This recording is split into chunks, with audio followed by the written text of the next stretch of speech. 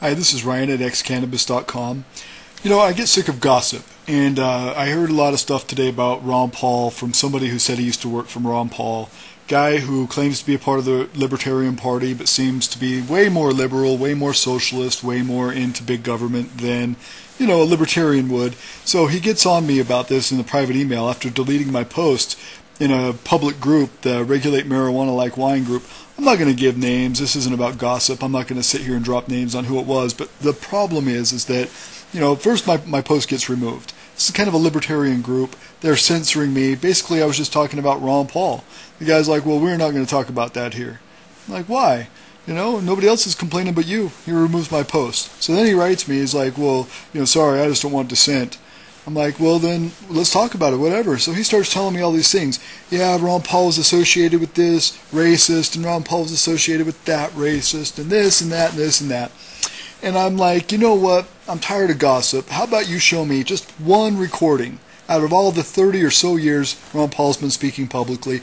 Why don't you show me one speech, one recording, something where Ron Paul gets up, publicly says, hey, I don't like civil rights, hey, black people are this, hey, Mexicans are that, hey, I hate this, hey, I hate... Show me one thing that you can verify that Ron Paul has been racist. In all the history that I see, you know, I just listened to a speech by, or an interview by Nelson Linder, the head of the NAACP in Austin, Texas, who knows Ron Paul, known him 20 years ago. You know, he called in and talked to him on the phone, and, you know, Ron Paul was very gracious and very kind towards him, didn't seem racist at all. And this was 20 years ago, you know, and, you know, I just don't see any history of this in Ron Paul's life. Well, apparently there's some people that are racist that support Ron Paul, or maybe Ron Paul spoke at an event where these other people were, or something this guy was telling me about. And I'm like, okay, prove it. Show me. You know, show me where Ron Paul's racist. That's all I want to see. I'm tired of your gossip. You know, if you want to gossip, then just go to the beauty salon, dye your hair blue, and start chatting it up with the old ladies. Because if you don't have proof, it doesn't make any difference.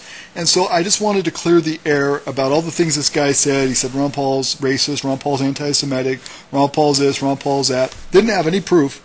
Nothing. Not an ounce of proof that Ron Paul himself was racist. His voting record, nothing. You know, I don't see anything in his history. But let's just check out, first of all, Ron Paul on the issue. And if, you know, Ron Paul had any hidden agenda, you know, it hasn't shown in his history, it hasn't shown in his voting record, and it doesn't show up in what he's saying now. I don't think he could hide it that well after all these years. A system designed to protect individual liberty will have no punishments for any group and no privileges. Today, I think inner city folks and minorities are punished unfairly in the war on drugs. For instance, blacks make up 14% of those who use drugs, yet 36% of those arrested are blacks, and it ends up that 63% of those who finally end up in prison are blacks. This has to change. We don't have to have more courts and more prisons. We need to repeal the whole war on drugs. It isn't working. All right, and then, you know, because this guy associated Ron Paul with other racists, saying that Ron Paul had campaign contributions from racist people or something like that, let's just play, you know, another historical icon, basically the head of, you know, the civil rights movement in the 20s and 30s, somebody that goes underreported on, underestimated by far, Marcus Garvey, really was one of the most significant leaders in the civil rights movement that I can think of, and I love him. He's one of my heroes. I just wanted to play this because, you know, he went to a KKK rally and spoke in front of the KKK, and my opinion to this guy was, hey, you know, is Marcus Garvey, you know, an anti-black racist because he went to the KKK meeting and spoke to the KKK? Marcus Garvey was a black leader of the UNIA. You know, if you look up the UNIA, the United Negro Improvement Association, they were a big civil rights group. And, you know, they did the same thing to Marcus Garvey. They were trying to smear him as if though he supported the KKK. And they were trying to, you know, denounce him and do all these things to change what he was trying to do, because there was a lot of people out there that didn't want to see black people have civil rights. So they were using this speech that he gave to the KKK as evidence when all he was trying to do was spread love and unity. You know, what's wrong with a little love and unity? It doesn't mean you endorse what the KKK says or does because you go and speak at the rally. Marcus Garvey went there to speak to them to bring peace and unity. And that's what Ron Paul is doing. He's trying to bring peace and unity to this country and unify us under liberty.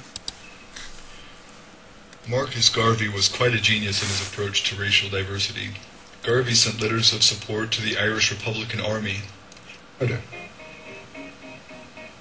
Garvey's government in exile conducted its own foreign policy, appointing ambassadors and sending a telegram of support to the Irish Republican Army. He dispatched a team of engineers to Liberia to begin construction of a black homeland. With and invited leaders of the Ku Klux Klan to speak at his rallies. Marcus Garvey believed that true racial diversity, unlike what we have today, where only non-white races are allowed to have racial pride, was the true way of racial diversity, where everybody had their lot. Real thing.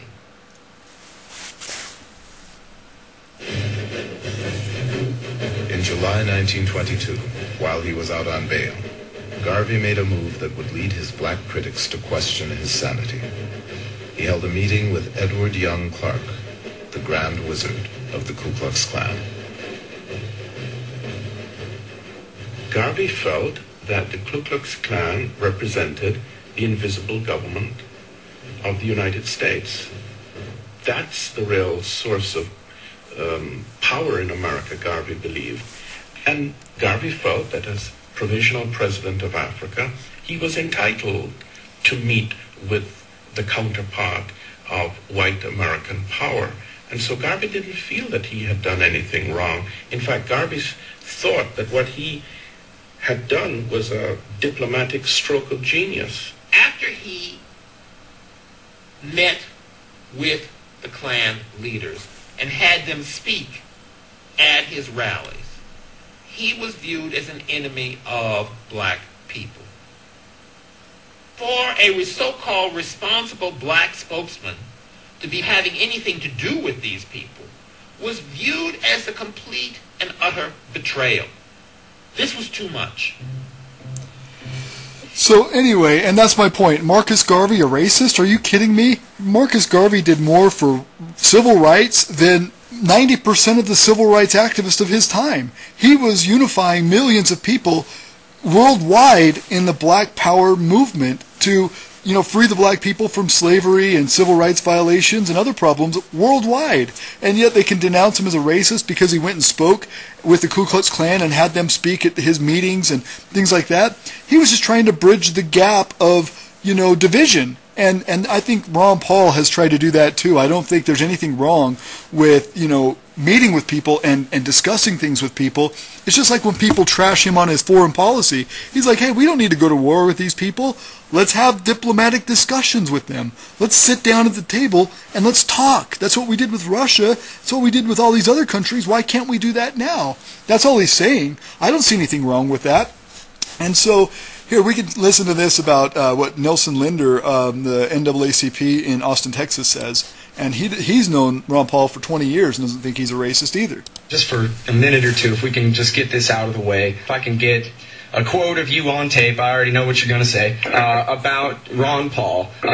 Here's a man who they have nothing on him. His middle name is Ernest. He's been married to his wife for 50 years, was a milk boy when he was a little kid, track star, and they just got nothing on him. They got nothing. Except in the 1980s, some papers were written by a ghost writer, I know that you know, that said some pretty disparaging things about black folks, and it is still going around on the blogosphere. People will not just use their Google and do their research. They just take the first link they find, and these rumors are still going around that Dr. Ron Paul is some kind of racist. And I know that you know Dr. Paul, so I was just wondering if I could give you a chance to describe what you believe his character is.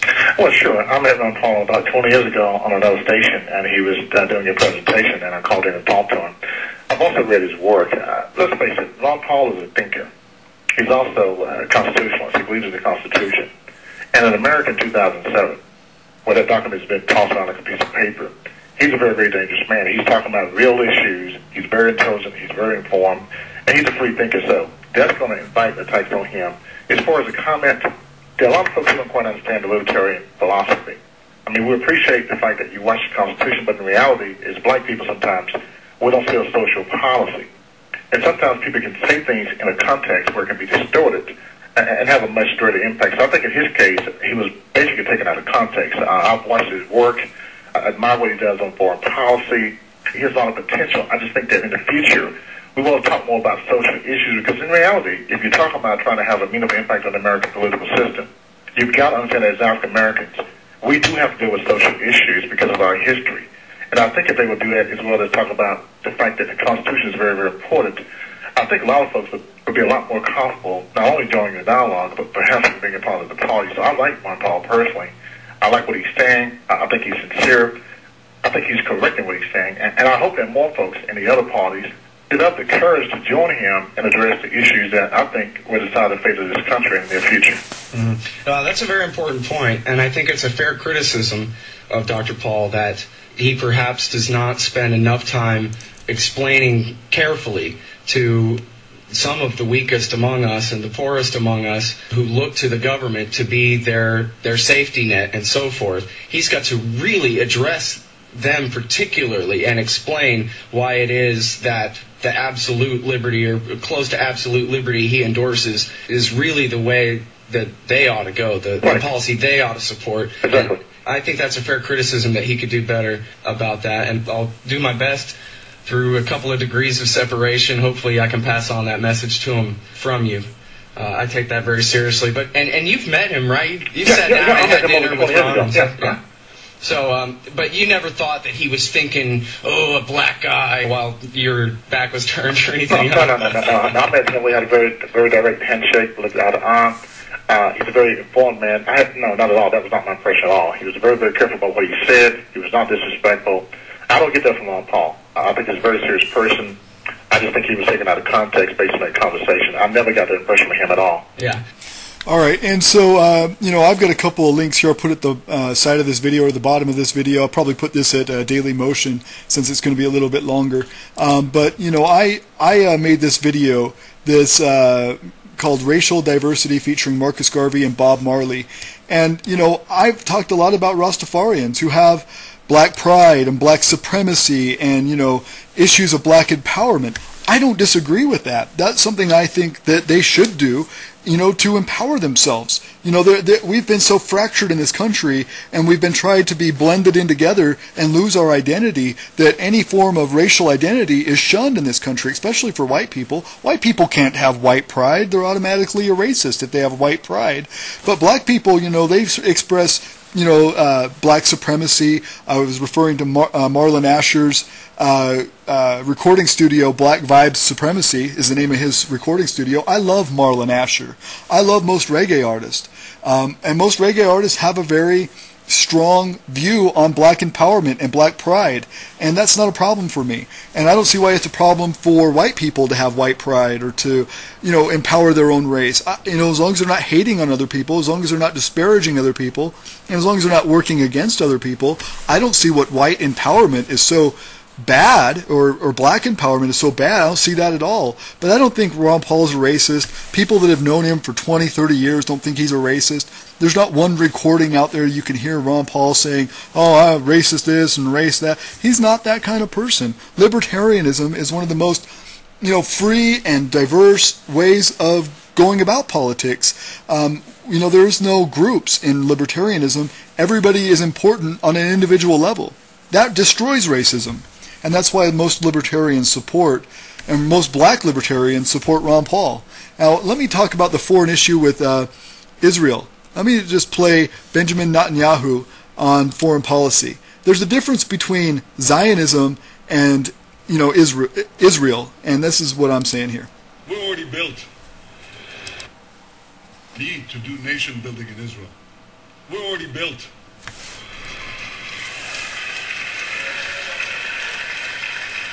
You don't need to export democracy to Israel. We've already got it. And you don't need to send American troops to Israel. We defend ourselves. And that's all Ron Paul has been saying, is, hey, let's stop all this foreign aid. Let's take care of our own country. We're in dire straits financially. We need to stop worrying about other countries and take care of ourselves. We don't need to be sending foreign aid. That's what Benjamin Netanyahu is saying.